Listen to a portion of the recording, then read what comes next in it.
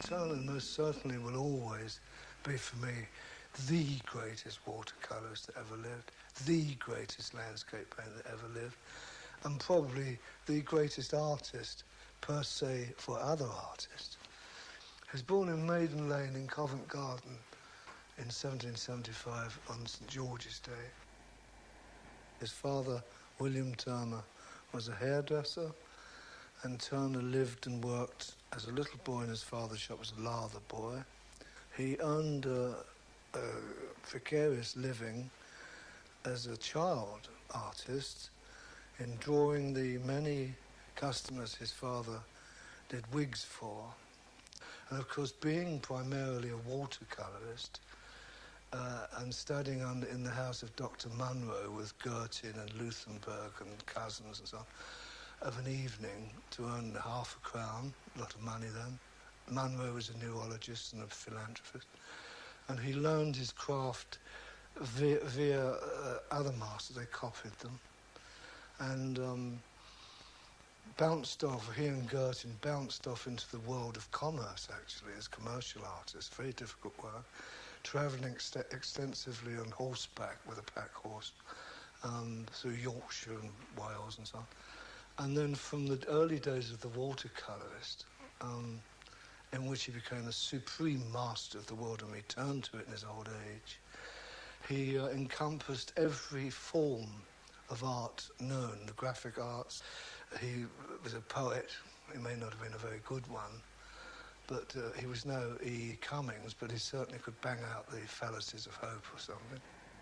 There's no doubt that his main mass of money came from engravings, of course, and then he sold painters for enormous sums of money for the time.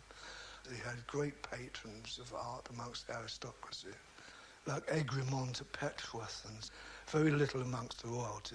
One of his sadnesses was that he'd never been knighted. But in his day, of course, they had there was an enormous need and urge to get away from the ugliness of life around them. They hid themselves in their paintings, looking at them. It was an escape thing. And anyone who could paint colourfully and romantically, as he could to an incredible degree, he didn't lumber his paintings up with many figures, you see. Unlike people that try to represent heaven, who wants to go to heaven with millions of angels creeping about? So he created another world of colour, magic, mystery that people bought. Nearly every European painter, even the Italians, have been influenced by the Dutch school. And the Dutch school, because of the nature of its terrain, is very uninteresting from the point of view of, let's call it, romantic art, mountains and so on. So you have shipping, rivers, sky, the predominant thing.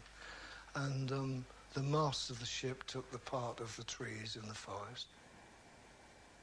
Turner was born and lived near the Thames most of his life. And the Thames was an enormous influence on his painting. The Fighting Temeraire was inspired by Turner whilst he was at Greenwich with another painter. And the old Temeraire was being dragged up to Deptford to be broken up. And the sad sight, this beautiful vessel being towed up, which epitomised the romanticism of sailing ships, by this ugly little tug, which represented the Industrial Revolution and the smoke and so on. And Turner made a thumbnail sketch. I believe it was on the cuff of his shirt. He was apt to do this a lot. And said, I'll paint a picture for the next Academy or whatever. He never parted with the Temeraire. He had it in the studio until he died, and always referred to it as my darling. I understand that. I'm now going to do a reverse painting of the Temeraire. This is the beginning of it. I did this about 3 years ago. I wanted to walk into a picture, and obviously you'd have to swim into the sea or the river, walk into the picture and turn around and see the chap painting it. It gives you a chance to emulate the style of the masts. And the reason one does that is to learn the techniques of painting. This is about the speed he would have worked and then calmed down after and qualified the rest of the work with a brush and paint.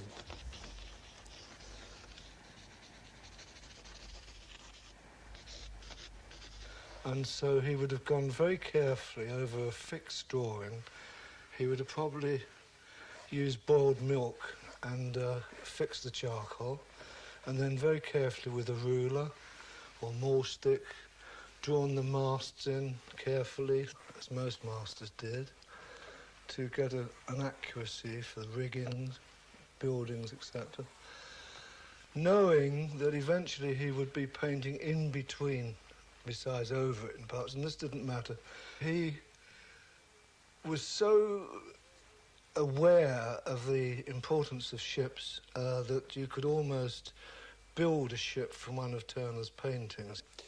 At this stage, we destroy much of what has been put on, and he used tempera in this fashion because the light from the canvas itself has been obliterated by a wash of ochre, and that has one prismatic effect, and this has the effect of creating another prismatic effect, but in depth, 3 dimension. So he would come up with his incredible knowledge of cloud formation and build the lights up into the picture away from the sun, although using the same colour, same intensity.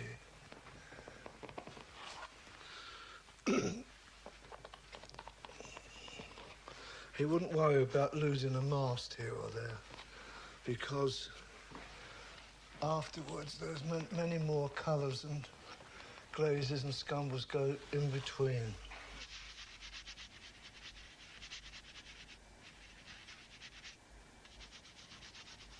He would then block in with different tones, sometimes using as many as 11 or 12 or 13 washes.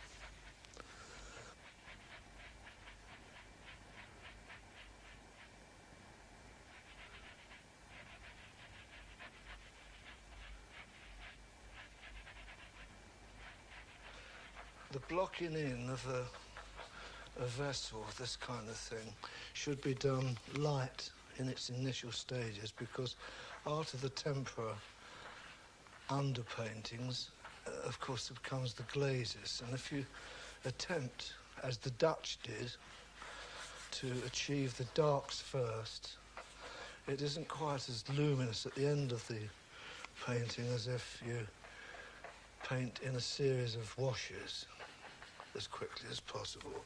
At this stage, he would flatten certain areas, and the main point of this is that the sun, the disc, would be probably the thickest piece of impasto, and the rest less by degree of thickness. And the colours blend as you do this, because it's an instinctive thing. One can hardly teach it. It comes from years of buttering bread and butter, I think. In my case, bread and margarine. And when this is dry, you get a better chance of the form. For the next coat, this would dry in about 10 minutes.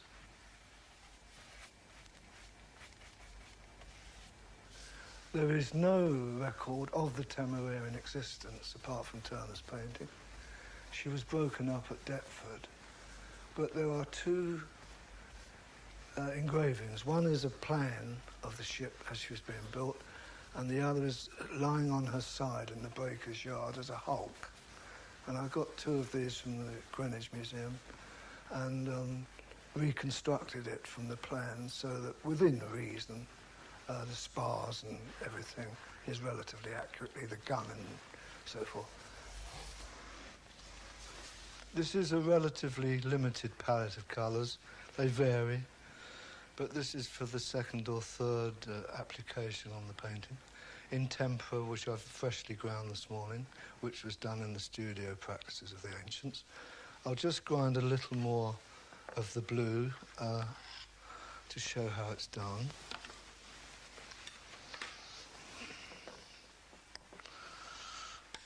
It's like mixing cement and sand.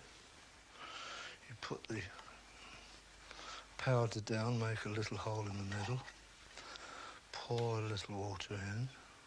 This is distilled water, and observe how it readily mixes, unlike tap water, which has impurities in. And distilled water can always be substituted by rainwater, or it could in a clean climate. I'm trying to get this into a thick paste.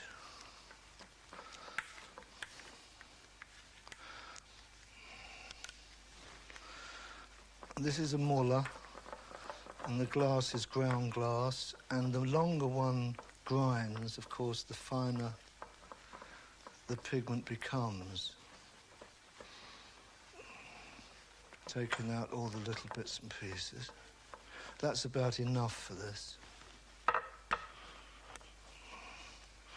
And then this is taken up and put on the palette. And this is tempera. Of course, if you were making oil colour, you'd grind oil in it, or any of the varnishes, balsams and so forth.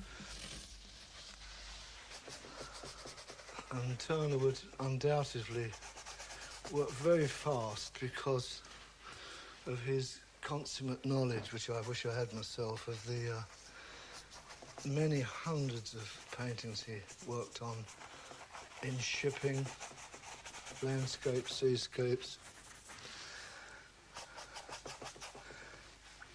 And I'm using distilled water and freshly ground turpentine, tempera. Just making a few arbitrary tones to kill the warmth in the picture and at the same time retain the luminosity of it. He would soften the effects by stippling with a sponge.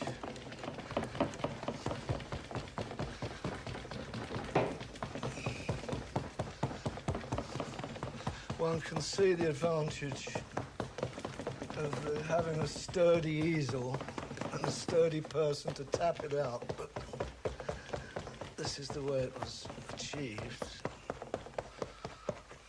And although it looks accidental,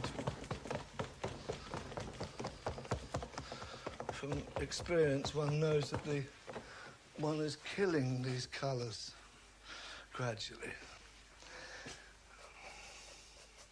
So we kiss this very gently. Allowing in the mind always to remember that you can rectify mistakes very quickly with tempera. And in fact, I really believe it was used by many old masters much, much more than is given credit for. Because once it's varnished, it takes on the physical appearance of oils. It's only by analytical chemistry you can tell that it isn't, in fact, oil paint. The next stage is to give the tempera a coat of varnish. Since the last stage in the development of this painting, I am redrawing some of the masts and upper parts of the ship because we lose them as we paint the sky. To draw a fine line in painting is one of the most difficult things, and it is best achieved by painting the area with varnishing it, creating an oily surface upon which you draw your line with tempera in a brush called a sable rigger, so called because it was used for drawing fine lines in rigging. The varnish should be tacky, and this is the only way you can obtain this line. which you can just discern with this, is about as fine as any line could be drawn, and by the molecular structure of the tempera allied to the oiliness of the varnish, the thing as I speak is closing and will be finer in a few minutes than it was when I drew it. This painting has now achieved this condition purely with tempera aqueous paint and has been given a coat of varnish which makes it appear to be oil paint, but it isn't. And now I'm going to glaze transparent washes. We start this time, instead of light to darks, the light underpaint into dark, to dark first.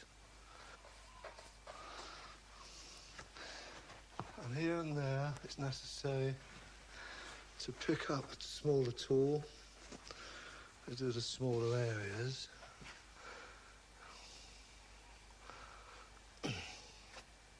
Warming and cooling.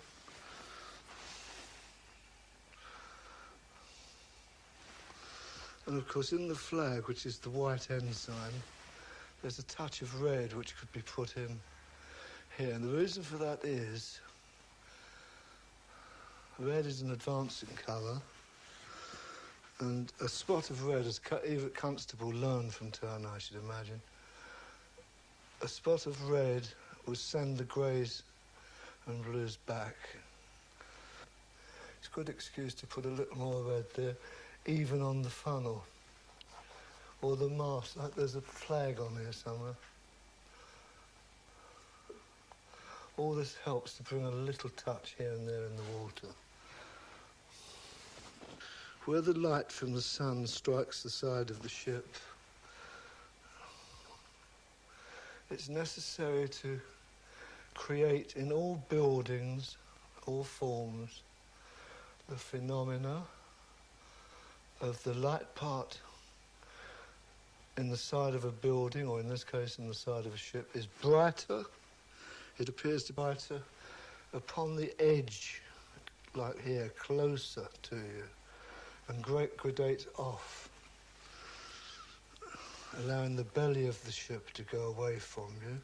And to help the drawing, we warm the side of the ship there, which is in fact the forecastle, where the sun's hitting it.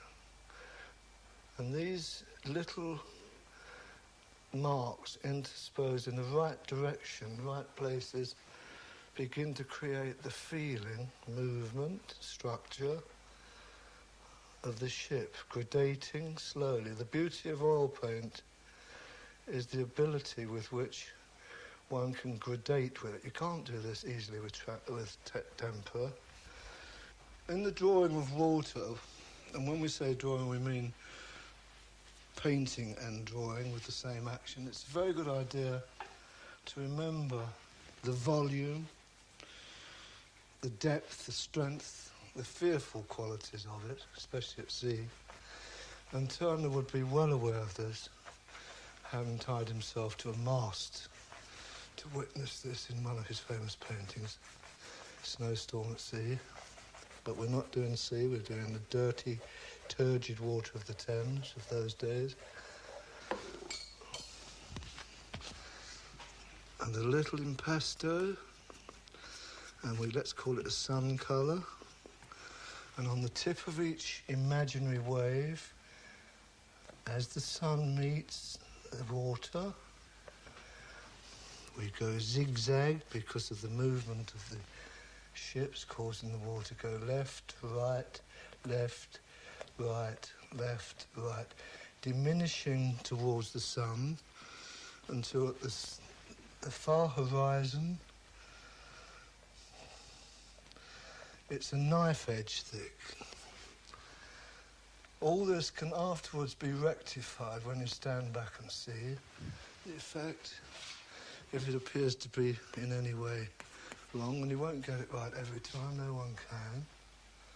And this is one part of it. And this part has to relate to the mass of foam being caused by the tug coming through the water, which in turn creates this.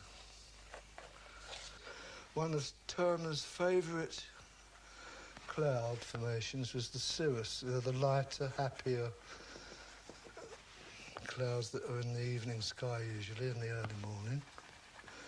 He always got up very early at dawn to say hello to the sun and said goodbye in the evening, probably with a sherry.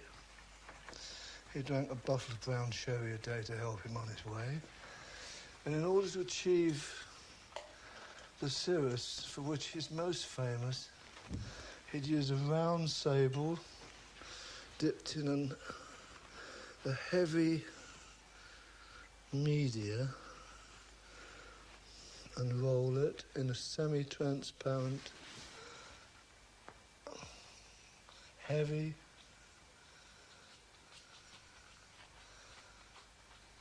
movement like that, according to the painting, keeping it going round.